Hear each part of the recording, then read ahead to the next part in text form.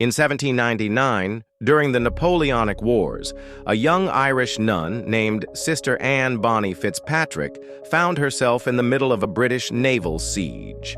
Her convent, situated on the coast near Cork, was under threat from French privateers who had begun raiding Irish ports. When British forces abandoned a small warship due to mutiny, Sister Anne shocked her fellow sisters by doing the unthinkable. She commandeered the ship.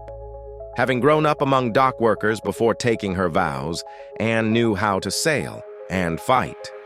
She rallied local townsfolk, armed the vessel with scavenged cannons, and set out to intercept the privateers herself.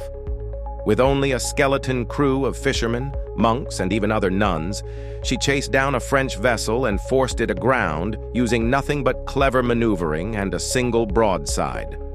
The British Navy, embarrassed and impressed, offered her a commission, which she declined, returning to her convent without fanfare. To this day, the story of the pirate Nun of Cork is whispered as both legend and truth.